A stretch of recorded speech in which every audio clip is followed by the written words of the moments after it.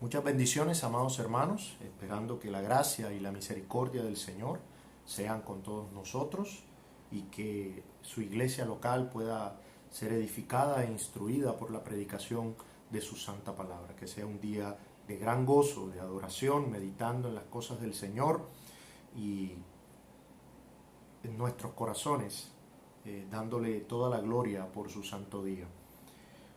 Vamos a iniciar en este domingo, vamos a estar 2 domingos, amados hermanos, en una enseñanza del libro de Josué. Vamos a estar estudiando el capítulo 7 bajo el título Las terribles consecuencias del pecado secreto.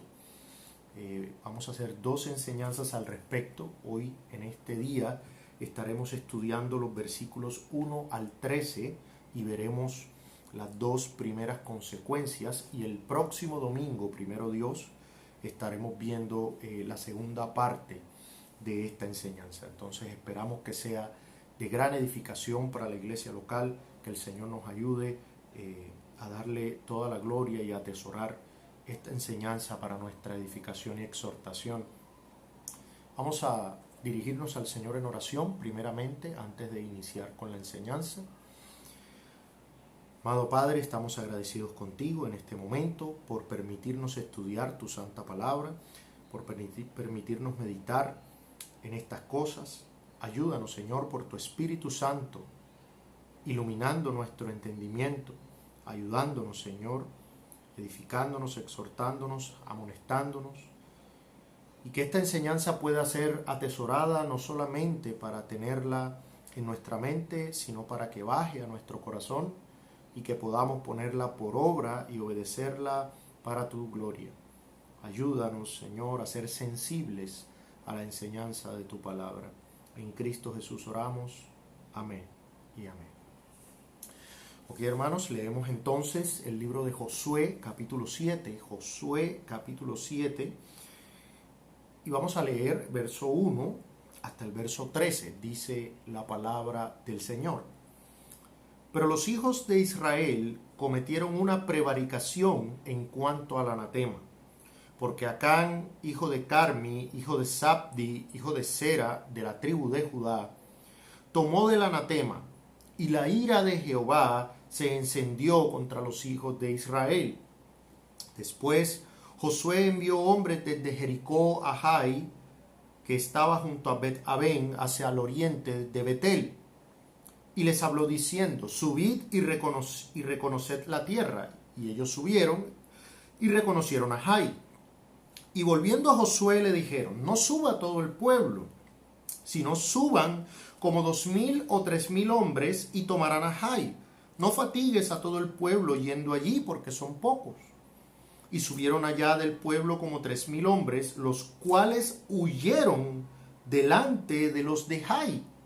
Y los de Jai mataron de ellos a unos 36 hombres y los siguieron desde la puerta hasta Sebarim y los derrotaron en la bajada, por lo cual el corazón del pueblo desfalleció y vino a ser como agua. Entonces Josué rompió sus vestidos y se postró en tierra sobre su rostro delante del arca de Jehová hasta caer la tarde, él y los ancianos de Israel, y echaron polvo sobre sus cabezas. Y Josué dijo: ah, Señor Jehová, ¿por qué hiciste pasar a este pueblo el Jordán para entregarnos en las manos de los amorreos para que nos destruyan? Ojalá nos hubiéramos quedado al otro lado del Jordán. Ay, Señor, ¿qué diré, ya que Israel ha vuelto la espalda delante de sus enemigos? Porque los cananeos y todos los moradores de la tierra oirán y nos rodearán y borrarán nuestro nombre de sobre la tierra. Y entonces, ¿qué harás tú a tu grande nombre? Y Jehová dijo a Josué: levántate, ¿por qué te postras así sobre tu rostro? Israel ha pecado y aún han quebrantado mi pacto que yo les mandé. Y también han tomado del anatema y hasta han hurtado, han mentido y aún lo han guardado entre sus enseres. Por esto los hijos de Israel no podrán hacer frente a sus enemigos, sino que delante de sus enemigos volverán la espalda, por cuanto han venido a ser anatema, ni estaré más con vosotros, si no destruyereis el anatema de en medio de vosotros. Levántate, santifica al pueblo, y di: santificaos para mañana, porque Jehová el Dios de Israel dice así: anatema hay en medio de ti, Israel. No podrás hacer frente a tus enemigos hasta que hayáis quitado el anatema de en medio de vosotros. Amén. Damos gloria al Señor por su bendita y santa palabra. Mis hermanos, el libro de Josué nos narra el cumplimiento de la promesa de Dios de dar a Israel la tierra de Canaán, luego de haberlos librado con brazo fuerte de la esclavitud de Egipto. Hay diferentes subtemas que se entretejen en el libro, tales como la presencia del Señor, mostrada particularmente en el simbolismo del Arca del Pacto, el poder del Señor demostrado en actos sobrenaturales y el juicio del Señor evidenciado en la sentencia divina a los pueblos que moraban la tierra de Canaán. Si pudiésemos resumir en un solo versículo todo lo que encontramos en el libro de Josué, ese versículo sería el que está en capítulo 21, el verso 45, que dice: no faltó palabra de todas las buenas palabras que habló Jehová. Dios es fiel a su pacto, Dios es fiel a sus promesas, y eso es lo que encontramos en el libro de Josué, la fidelidad del Señor cumpliendo su promesa de entregar la tierra a su pueblo. Este libro nos muestra como contribución a la revelación de la redención a Josué, quien es un tipo o figura profética que apuntaba al mayor Josué que había de venir, el cual es nuestro gran Salvador, nuestro Señor Jesucristo. La tierra prometida, la cual Israel debía conquistar, claramente simboliza la heredad y el reposo espirituales que corresponden, que pertenecen al pueblo de Dios para disfrutar de la presencia especial del Señor por toda la eternidad. Ahora bien, siendo esto así, las dificultades y etapas que el pueblo de Israel tuvo que afrontar en la conquista de Canaán nos ilustran de una manera muy didáctica la naturaleza progresiva de la santificación. Hay unos paralelos tremendos, unos paralelos muy claros cuando leemos este libro. Hay unos paralelos a lo que es nuestra vida cristiana luego de que somos librados de la culpa, el poder y las consecuencias del pecado. Luego de eso, siempre en la vida del creyente viene una lucha tras otra, una batalla tras otra. Entonces este libro es muy ilustrativo para enseñarnos y mostrarnos asuntos que tienen que ver con nuestra vida cristiana. Dios quitó la tierra a los cananeos y se la entregó como posesión a Israel. Pero no obstante, Israel tuvo que pelear para expulsar a los cananeos y a los moradores de la tierra que eran paganos. Así pues, de la misma manera, espiritualmente hablando, Cristo ha derrotado el pecado de manera que éste ya no nos tiene en esclavitud. Esto lo vemos claramente en el libro de Romanos. Pero a pesar de eso, a pesar de que ya no somos esclavos del pecado por la obra de Cristo, de igual manera tenemos un llamado a pelear la buena batalla de la fe, a pelear activamente contra el pecado. Entonces vemos que hay un paralelo claro en este libro. La victoria sobre una ciudad llevaba a conquistar otra ciudad. Así nosotros debemos morir más y más al pecado y vivir más y más para la justicia. La santificación progresa hasta que entremos en aquel reposo eterno en el estado de glorificación. Mientras recorremos este camino, uno de los grandes enemigos de la santificación es el pecado que cometemos pensando que nadie se dará por enterado y que en nuestro interior, en nuestra mente creemos que de esa manera podemos guardarlo en nuestras posesiones más preciadas de nuestra alma y deleitarnos en él. Es lo que llamamos pecado secreto. Aunque como veremos en esta enseñanza, no existe tal cosa como el pecado secreto, ya que el ojo omnisciente de Dios está en todo lugar y las consecuencias de nuestras acciones terminarán afectando a la iglesia, a nuestro hogar y a nosotros mismos. Entonces, mis hermanos, vamos a mirar en nuestro texto, vamos a meditar y a estudiar las consecuencias del pecado secreto. En primer lugar, o la primera consecuencia que tenemos, es que el pecado secreto trae la ira y el aborrecimiento de Dios. El pecado secreto trae la ira y el aborrecimiento de Dios. En el capítulo 7 del libro de Josué se nos narra cómo Acán, un miembro del pueblo de Israel, un miembro del pueblo que había estado con ellos, incluso en la victoria anterior contra Jericó, de manera secreta toma posesiones que hacían parte de los despojos dejados durante esa conquista a Jericó y todas las consecuencias que le siguieron. Eso es lo que nos narra todo el capítulo 7, el pecado secreto de Acán y las consecuencias que vinieron a raíz de eso. Acán realizó esta acción pensando que lo estaba haciendo en secreto, que nadie se iba a dar por enterado y que no iba a haber consecuencias de este pecado seguramente. Nuestro texto se encuentra en el contexto de la campaña de guerra de Israel conquistando todos los pueblos de la tierra prometida tal como el Señor lo había mandado. En el capítulo 6 se nos muestra la gran victoria que Jehová concede al pueblo sobre Jericó, ayudándoles por medio de una acción sobrenatural.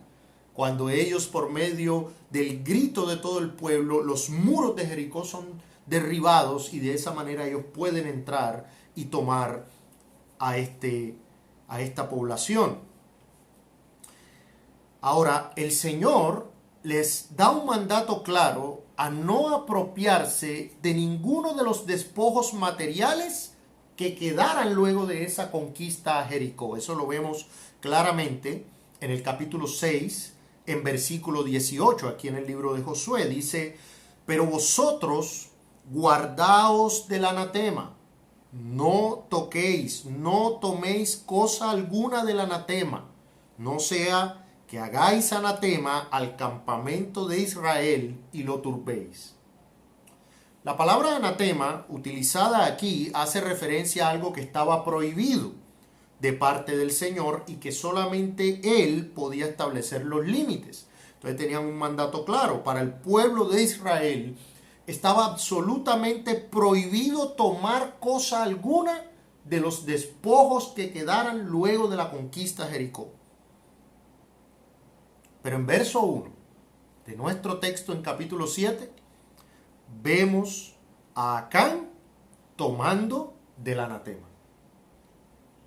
Y el verso 1 nos muestra entonces la primera gran consecuencia del pecado de Acán. La ira de Dios se encendió, dice el versículo, pero los hijos de Israel cometieron una prevaricación en cuanto al anatema, porque Acán, hijo de Carmi, hijo de Sabdi, hijo de Sera, de la tribu de Judá, tomó del anatema, y la ira de Jehová se encendió contra los hijos de Israel. Mis hermanos, las Sagradas Escrituras nos revelan de una manera clara e inequívoca la santidad de Dios y su aborrecimiento por el pecado. Dios es totalmente apartado de toda iniquidad y está airado contra el impío todos los días. En Éxodo capítulo 15, verso 11, Éxodo capítulo 15, verso 11, nos dice la palabra del Señor: ¿Quién como tú, oh Jehová, entre los dioses? ¿Quién como tú, magnífico en santidad, terrible en maravillosas hazañas, hacedor de prodigios? Nuestro Dios es magnífico en santidad, eso es lo que nos revela la Escritura. Y la santidad de Dios trae como consecuencia su actitud hacia el pecado y la maldad. Es obvio que si nuestro Dios es un Dios santo, consecuentemente Él va a aborrecer el pecado, la maldad y todo lo que no se conforme a su carácter santo. El pecado es infracción de la ley.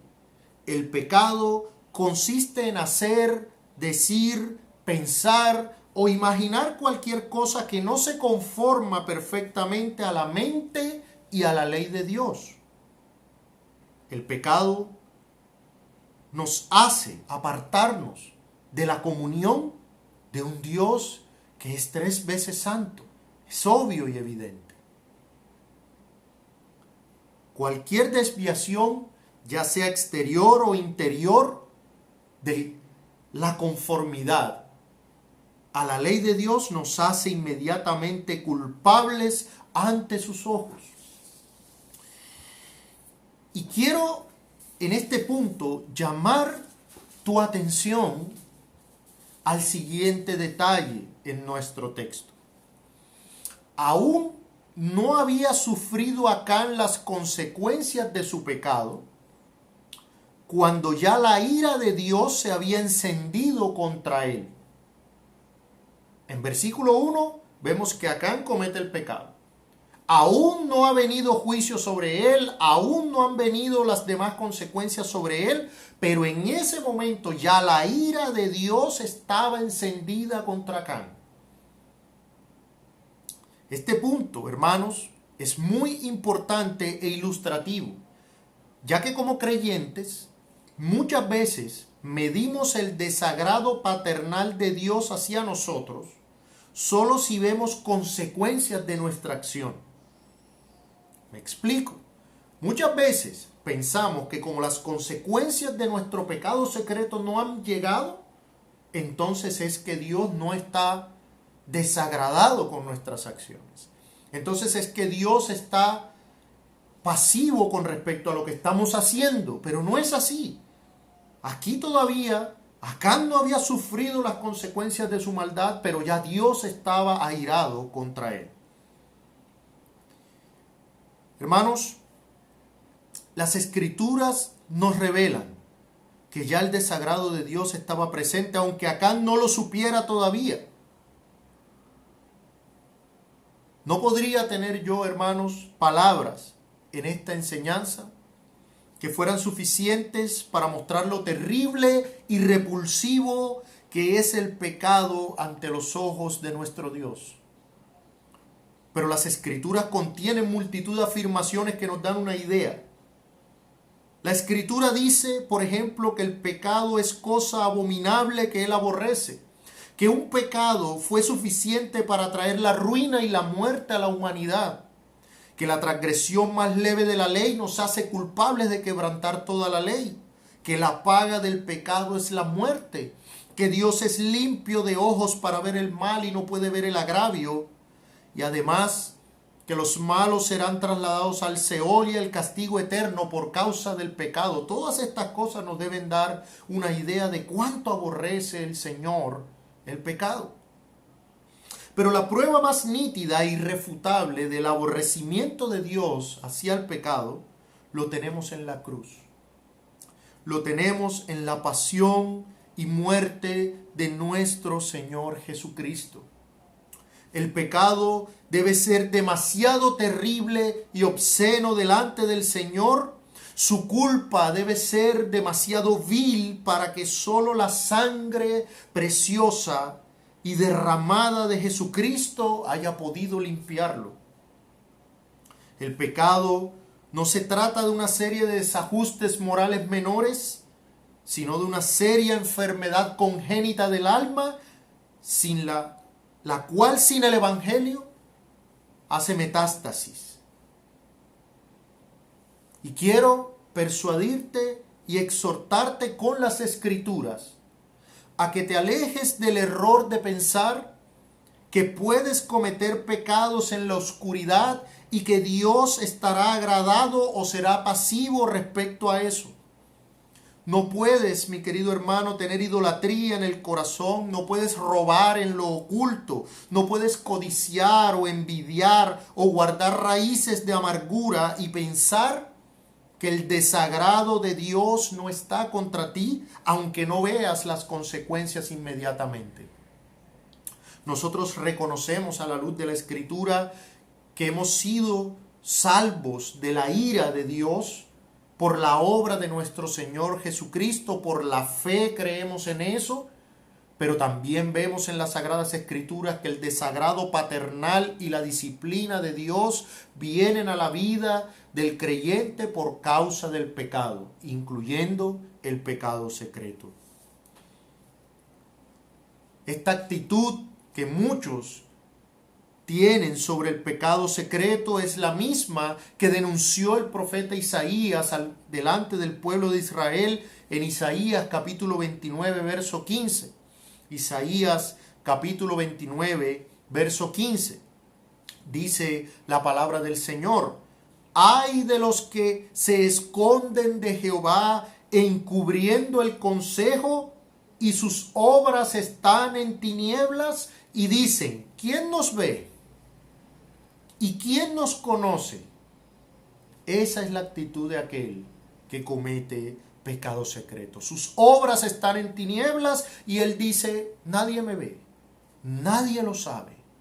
Esa fue la actitud de Acán aquí. Voy a tomar del anatema: nadie me está viendo, nadie lo va a saber. Mi querido hermano, cuando ves pornografía sin que nadie se entere, Dios lo ve. Y su desagrado y su ira santa están sobre ti. La ira sobre aquel que está sin Cristo y el desagrado paternal para con sus hijos. Cuando cometes homicidio contra tu hermano, en tu mente y en tu corazón, los ojos del Señor están fijos sobre ti, escudriñando lo más profundo de tus intenciones. Delante de Él no puedes ocultarte. Sus ojos escudriñan, disciernen lo más profundo de tu mente y de tu corazón. Arrepiéntete para que Dios te perdone y vengan tiempos de refrigerio. Que el Señor te ayude en ese propósito. Pero no pienses que el desagrado de Dios, que su aversión por el pecado no están presentes, aunque aún no veas las consecuencias.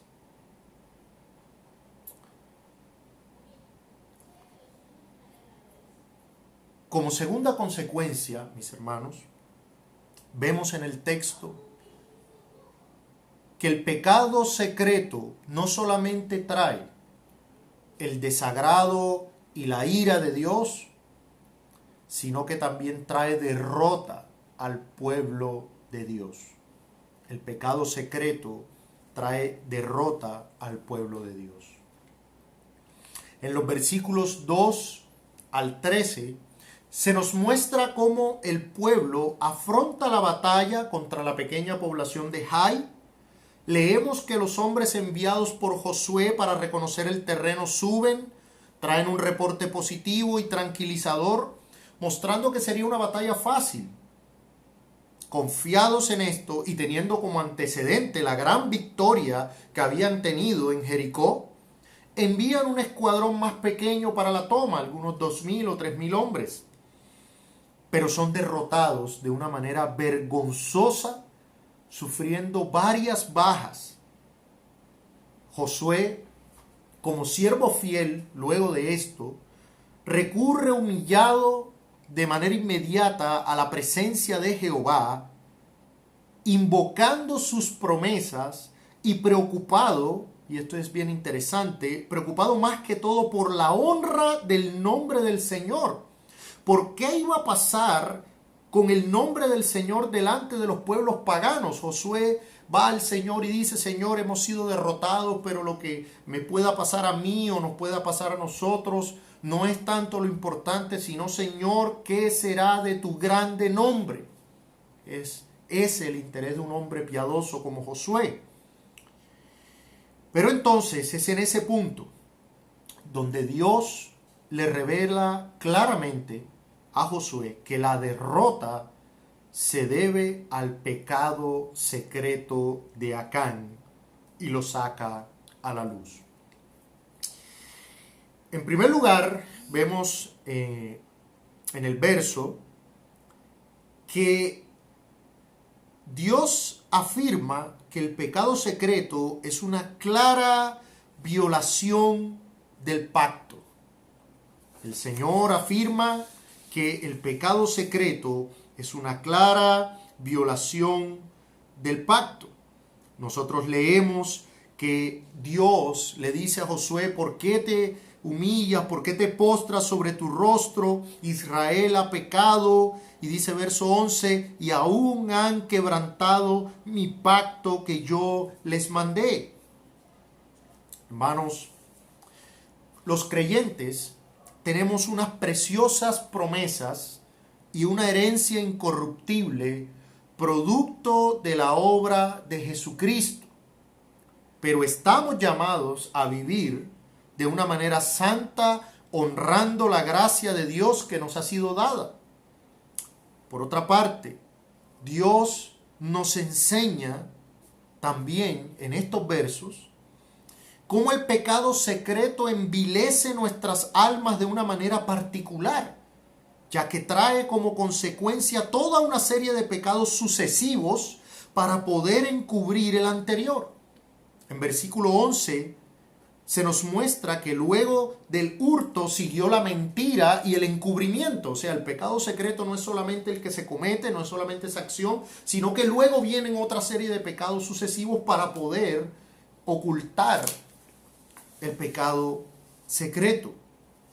Como ejemplo de esto tenemos al rey David, claramente, el cual incurrió en pecado de adulterio y, atesorándolo en su corazón, luego de eso cometió asesinato y luego de eso la mentira sistemática para poder encubrir sus acciones. Entonces el pecado secreto nos daña, nos envilece de una manera particular. Eso es lo que dice el Señor. Ellos han hurtado y aún han mentido, aún han encubierto y han guardado en sus enseres el anatema.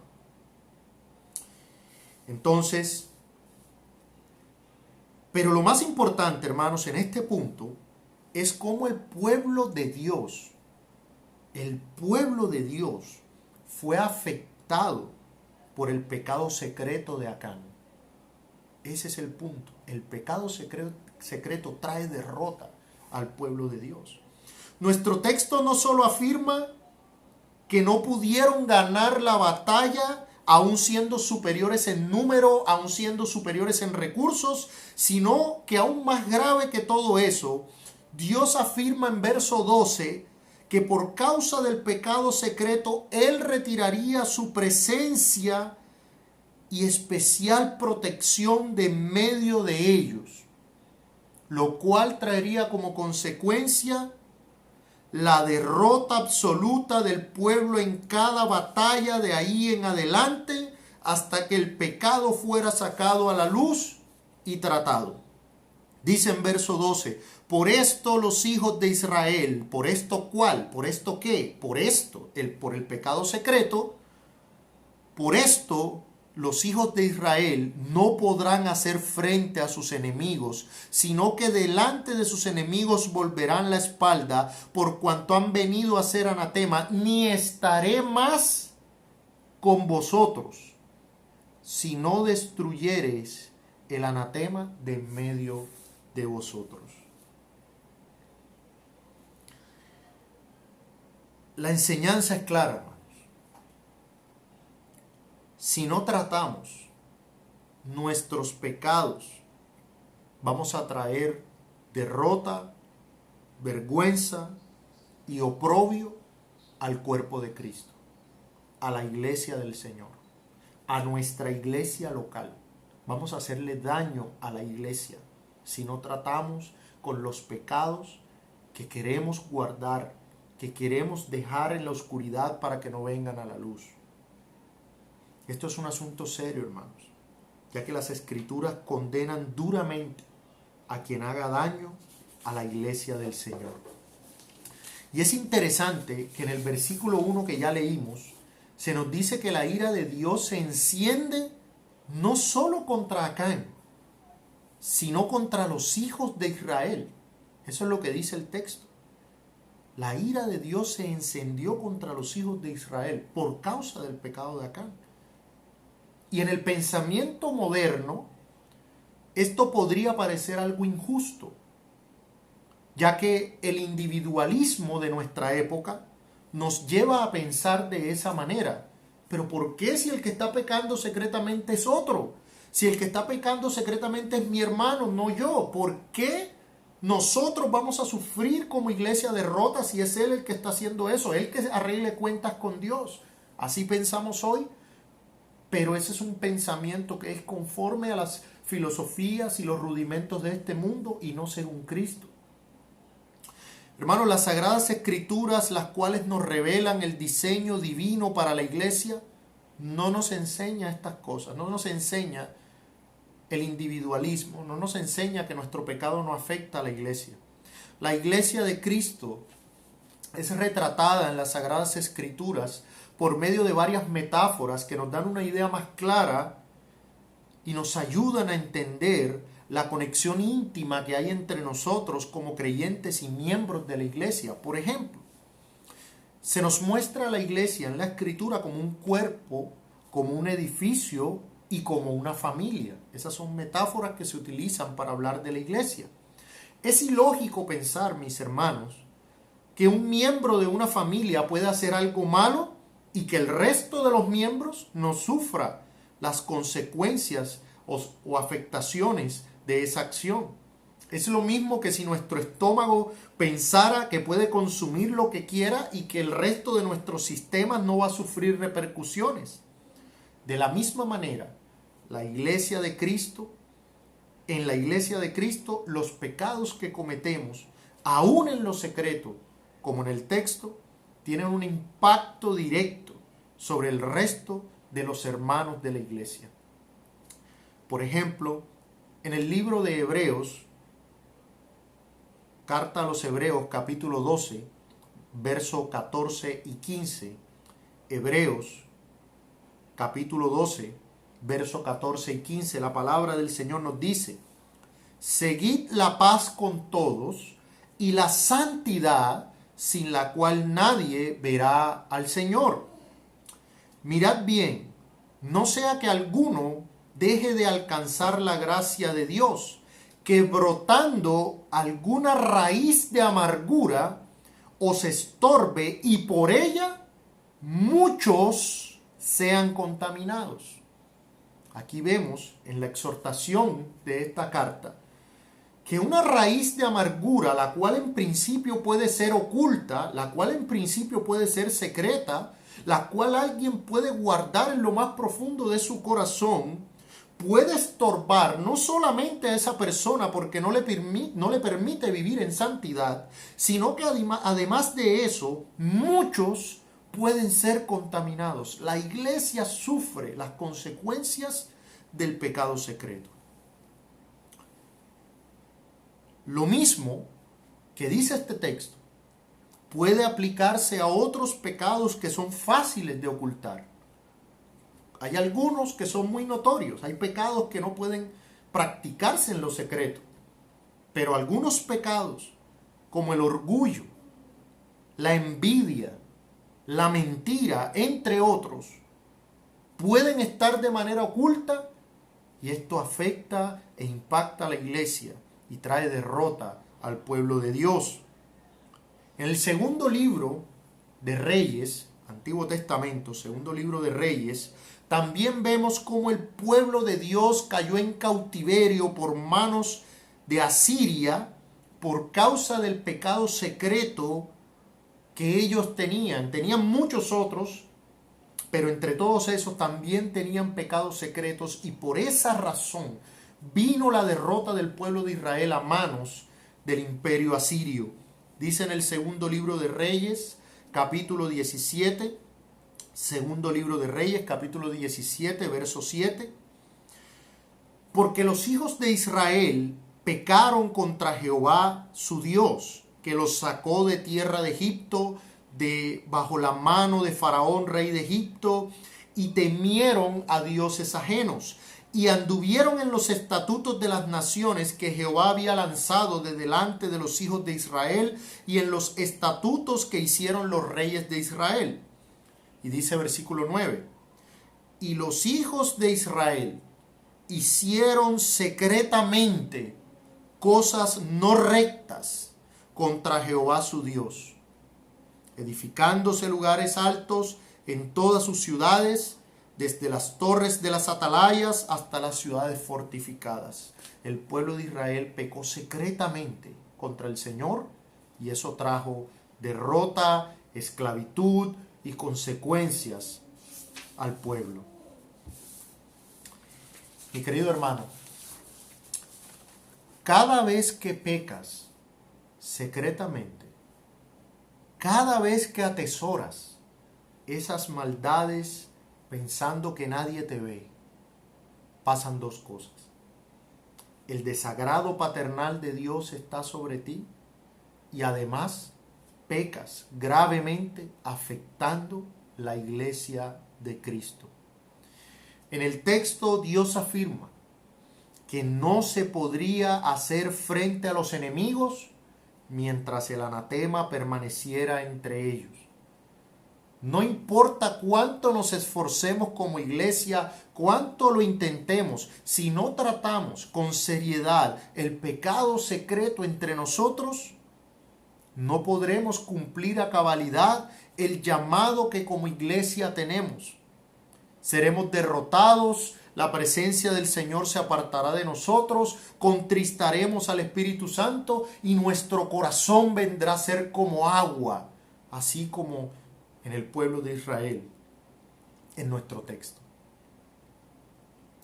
Si has tomado de los despojos del anatema, si lo has ocultado en la tienda de tu corazón, si has mentido para encubrirlo, el Evangelio de Cristo ofrece el remedio para tu alma. Mi querido hermano, hay esperanza para ti, aún si has pecado contra el Señor en lo secreto, si has traído consecuencias a la iglesia, si has traído oprobio al nombre del Señor, si te has contaminado en las tinieblas. Hay esperanza para ti. El Evangelio de Cristo ofrece el remedio para tu alma. Arrepiéntete y saca a la luz tus pecados. Confía en el Señor. Él traerá medicina a tu cuerpo y te limpiará de tus inmundicias. No sigas trayendo oprobio, humillación y derrota a la iglesia local. Dice en Proverbios capítulo 28, verso 13, Proverbios capítulo 28, verso 13, el que encubre sus pecados no prosperará, mas el que los confiesa y se aparta alcanzará misericordia. No se trata solo de confesarlos, se trata de confesarlos y apartarnos con la ayuda de la gracia. El Evangelio está disponible. Vamos en fe a Cristo para fortalecernos y que nos dé cada día de su Espíritu para poder derrotar estos pecados que hacen daño. No solamente despiertan el desagrado paternal de Dios sobre nosotros, sino que además traen consecuencias y derrotas a la iglesia de Cristo. Ahora, si tú no eres creyente, si tú no has venido en arrepentimiento y fe a Jesucristo, Permíteme citar una exhortación para ti que hizo cierto predicador de antaño. Oh, cuán insensatos son los hombres cuando piensan que pueden hacer algo en secreto. Este mundo es semejante a esas colmenas de cristal dentro de las cuales trabajan las abejas. Las podemos observar y vemos todas las operaciones de esas criaturas. Así Dios mira desde arriba y lo ve todo. Nuestros ojos son débiles, no podemos ver en la oscuridad, pero su ojo, como un orbe de fuego, traspasa las tinieblas. Él lee los pensamientos del hombre y ve sus actos cuando cree que está muy escondido. Pecador, corre a Cristo Jesús. No hay manera que puedas escapar del juicio divino ante un Dios que todo lo ve. Hoy aún es el día de buena nueva. Aún es el día de salvación. Si te arrepientes en fe y vas a Jesucristo, podrás ser salvo de la culpa, del poder y de las consecuencias eternas del pecado. Ven sin tardar y cree en el Evangelio. Vamos a orar. Señor, damos gracias por tu bendita palabra y rogamos por fortaleza y por tu espíritu para que podamos escapar del engaño del pecado secreto. Ayúdanos, Padre amado, a poder glorificarte en lo secreto y en lo público. Ayuda a tu iglesia a tratar, Señor, seriamente con lo que se esconde en las tinieblas y viene a afectarnos para alejarnos de tu voluntad. Bendito sea tu santo nombre. Gracias por tu palabra. En Cristo Jesús. Amén. Bendiciones, amados hermanos. Y recordemos continuar santificando todo este día para la gloria del Señor.